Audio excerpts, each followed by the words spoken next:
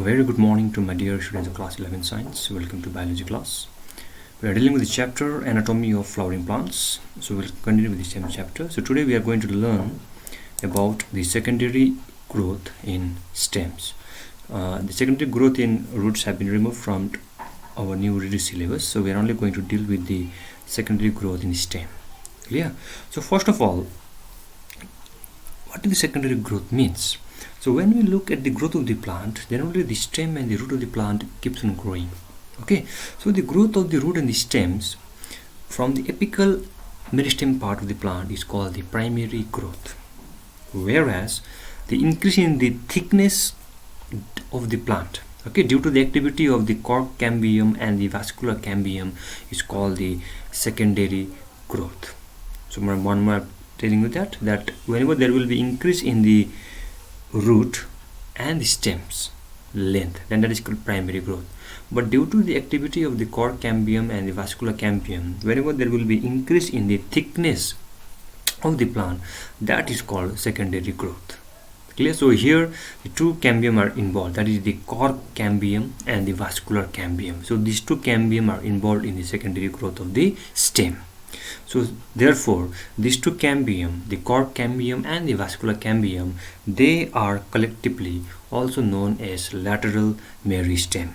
So apical meristems are involved in the primary growth of the stem and the root, whereas the lateral meristems are involved in the secondary growth in the stem and the roots. Clear? Okay. Now the secondary growth in the stems can be discussed under the different headings. Okay, first, like activity of the cambium we are going to discuss, but listen very carefully that the secondary growth in the stems is mainly due to the activity of the vascular cambium and the cork cambium. Clear? So if you remember that we have learned in case of dicot stems that in between the xylem and the phloem we will find the cambium. If you remember that we have learned in the previous classes also that in case of dicot stems, in between the xylem and the phloem we will see the presence of cambium. Clear? And those are called intrafascicular cambium. Listen very carefully. Okay, so just look at this figure. If you look at this figure and just try to recall it back with the topic, the dicot stems, you remember that over here we have got the xylem, we have got the phloem, and in between the xylem and the phloem we have got the cambium. So it is called intrafascicular cambium. Clear? Now during the secondary growth of the stem, clear? Listen carefully that during the secondary growth of the stem, the cells of the medullary ray, okay, that runs through the vascular bundles, okay, the cells of the medullary ray, it lines with the intrafascicular cambium and develop the meristematic activity and form the strip of cambium called the interfascicular cambium.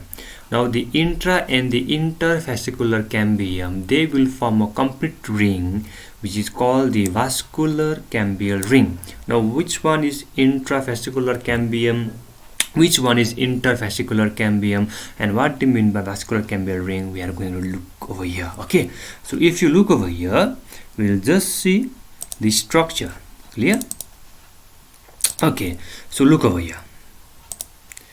So here you can see the presence of cambium in between the xylem and the phloem. Clear? Now if you look over here we have got the cambium which is called the intrafascicular cambium, because here you can see the presence of primary phloem and the primary xylem. So this one is the xylem, this one is the phloem. Okay, so this is the phloem and this is the xylem. Now in between the primary xylem and the primary phloem you can see the presence of cambium. This is called intrafascicular cambium. Alright, now during the secondary growth of the stem, this particular intrafascicular cambium, or let's say along with the medullary ray, it will form the interfascicular cambium. So this one is the interfascicular cambium. Now the intra and the interfascicular cambium, they will form a ring. Can you see this ring-like structure? So this ring-like structure will be formed. Now, therefore, this ring-like structure which is being formed is known as vascular cambial ring. Okay, so the activity of the cambial ring gives rise to the secondary growth of the stem. Clear this one? So here you can see one more time the intrafascicular cambium, then we have got the interfascicular cambium. Now the intra and the interfascicular cambium, they will unite to form the vascular cambial ring, and the activity of the vascular cambial ring will give rise to the secondary growth of the stem. Okay, now let's talk about the formation of secondary tissues. Okay, number 2. So that's now we have learned about the activity of the cambium. So remember interfascicular cambium and the vascular cambial ring. Clear? Now number 2, we are going to learn about the formation of secondary tissues. Okay, so as we have learned that the activity of the vascular cambial ring will give rise to the secondary growth of the stem. Okay, so therefore the cambial ring becomes active as a whole, and when this cambial ring becomes active, it starts cutting off new cells. It starts producing new cells. So the cells which has been cut off will be differentiated into phloem on the outer side, which is called the secondary phloem, and the cells which will be cut off on the inner sides will be modified to form the secondary xylem. So one more time saying that once the vascular cambial ring becomes activated, it starts cutting off the new cells. That means it starts producing the new cells. Now these cells which will be differentiated towards the outer sides, okay, that is towards the phloem, will form the secondary phloem, and these cells which will be cut off toward the inner sides, okay, toward the xylem, will form the secondary xylem. So outer side we have got the phloem, which will form the secondary phloem. Inner sides we have got the xylem, it will form the secondary xylem. Now secondary phloem is mainly composed of sheath tubes, companion cells, phloem fibers and phloem parenchyma, whereas secondary xylems is mainly composed of xylem vessels, xylem tracheids, xylem fibers and xylem parenchyma. Clear? So here we have learned about the formation of the secondary phloem and the secondary xylem. Okay, so activity of the cambial ring will be more toward the inner sides than that of the outer sides. Listen very carefully. So activity of the cambial ring is more toward the secondary xylem, toward the xylem sides compared to the phloem sides. Clear? As a result, there will be a rapid bulk next toward the xylem sides. So due to the increasing pressure, primary phloem is completely crushed and is represented by small patches, and the primary xylem is pushed towards the pith, that central part, okay, and remain more or less intact. Why? Because the activity is more toward the inner sides compared to the outer sides, and as a result the xylem will increase more rapidly compared to the phloem. And when the xylem starts rapidly producing, when it increases rapidly, it will give or it will exert a pressure towards the phloem, okay, and as a result the phloem will it will receive enormous pressure and it will be crushed out completely and will remain in the form of small patches. Okay, now let's talk about number 3, the formation of secondary medullary ray. Okay, so certain cells of the cambium, they form some narrow bands. Clear? That means the medullary ray of the cambium, they form a certain band, okay, that pass through the secondary xylem and the secondary phloem. Now these narrow bands that pass through the secondary xylem and the secondary phloem, now they will be known as the secondary medullary ray. Okay, now what is the function of secondary medullary ray? It provides the radial conduction of food from the phloem and the water in cells by the help of the xylem. Next one, what do you mean by spring hood and the autumn hood?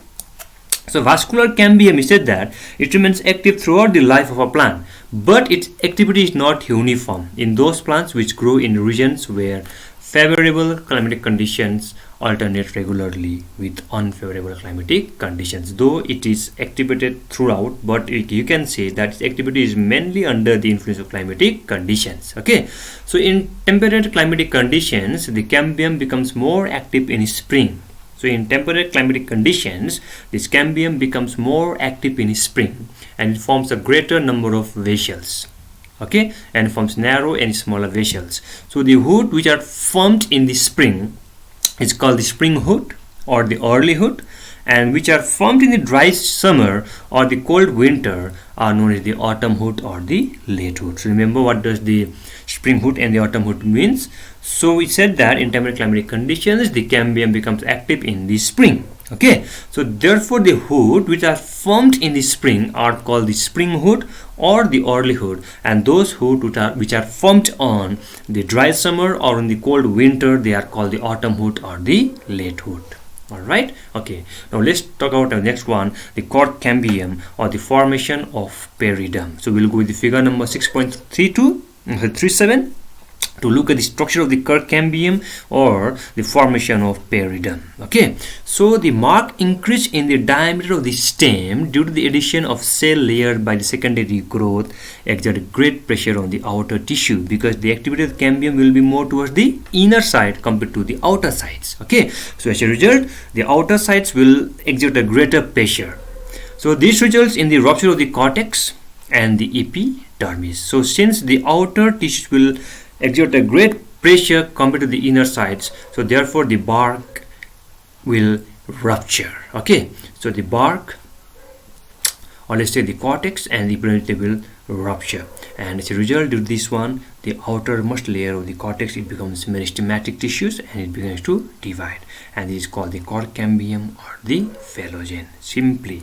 So due to the secondary growth of the stems, and since the activity of the cambium will be more toward the inner side compared to the outer sides, so the cortex and the epidermis which are present on the outer sides will rupture. So you can see here also the epidermis part, okay, the outer part, it will rupture. The cortex also ruptures, the epidermis will also rupture, it becomes meristematic and begins to divide, and this is called the cork cambium or the phylogen. Okay, now the cork cambium form the secondary tissue, but its activity is more on the outer sides than that on the inner sides in this thing. Okay, so cork cambium activity will be more toward the outer sides compared to the inner sides.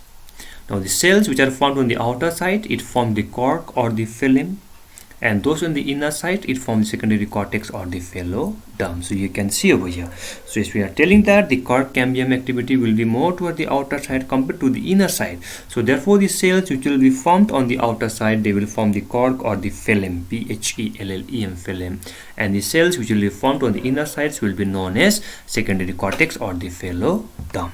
Okay, and this secondary cortex is mainly formed of living parenchyma cells. Now here the three tissues which are formed. First one, we will see the cork cambium. Okay, the first tissue which is being formed is the phylogen or the cork cambium. So here you can structure this one, the cork cambium or the phylogen, this structure. Okay, second one, you can see phylum or the cork. So you can see over here the cork, which is also called the phylum, P-H-E-L-L-E-M, phylum.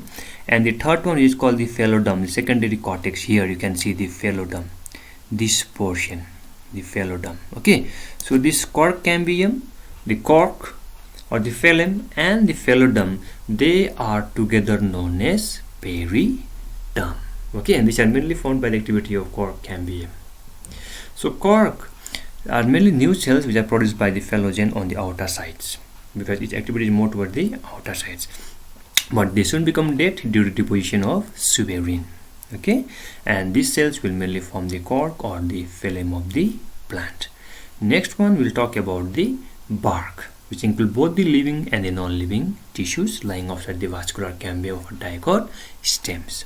Okay, now those bark which are formed in the early spring season are called the early or the soft bark, and those bark which are formed on the late spring, that mainly on the, let's say, on the winter time, are mainly called the late bark or the hard bark. Okay, next one, lenticels, the opening which are present on the older stems. Okay, so lenticels are the pores which are present in the bark of the stem, and through these lenticels there will be exchange of gases. We have learning class also about the lenticels, okay, which are the small opening which are present on the bark of the stem, and these lenticels will also help in the exchange of gases. Clear? Okay, now next one we will learn about the significance of secondary growth in stems. Now the importance of secondary growth in stems is to increase the girth of the plant or the thickness of the plant, so that it can provide the mechanical support and mechanical support of the plant. We can say it replaces the old non-functioning conducting tissue and will help in the conduction of water and solute to the distant places in the plant. And number 3, the cork or the bark protect the inner tissue from the injury, heat and the cold. Clear? So this is the significance of secondary growth in the stem. Now the next topic that is in our syllabus is the difference between the heartwood and the sapwood. Clear? So let's see what the difference between the heartwood and the sapwood. But before that, just for your information, what does softwood and heartwood means? Okay, so those wood which are produced by the gymnosperm, they are called softwood, and therefore the wood of the dicotyledonous trees are called the heartwood or the porous wood. So the difference between the softwood and the heartwood. So the wood which are produced by the gymnosperm are called the softwood, and those which are produced by the dicotyledonous trees are called the heartwood. Now what is the difference between heartwood, H-E-A-R-T, heartwood, and the sapwood? We said that in the old tree, secondary wood is differentiated into a centrally situated darker and a harder wood. So mainly in older tree, we can see the zone of differentiation. Alright, we can just differentiate the zone. So on the inner side we have got the darker and the harder wood, which is called the heartwood, and on the outer side we have got the light colored zone or the light colored wood, which is called the sapwood or the albumen. So let's see the difference. Okay, so table number 6.27, heartwood, it forms the central wood. So mainly in the older stem, in the central part we have got the heartwood, and on the outer side we have got the sapwood. Now heartwood is dark colored, whereas sapwood is light colored. Heartwood is heavier, whereas sapwood is lighter. And heartwood living cells are absent, but in sapwood it contains the living cells. Okay. In heartwood, it is the dead and non-functional part of the secondary xylem, whereas sapwood it is the functional part of the secondary xylem or the wood. Heartwood does not conduct water and minerals, whereas sapwood it helps in the conduction of water and minerals. Heartwood, the trachyary elements are blocked by the thalamus and other substances, whereas in sapwood, the trachyary elements are not blocked by the thalamus and other depositions. So here we have finished the chapter Anatomy of Flowering Plants.